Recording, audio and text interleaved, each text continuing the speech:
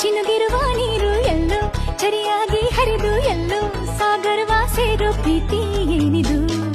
ಎಲ್ಲೋ ರವಿ ಬರುವ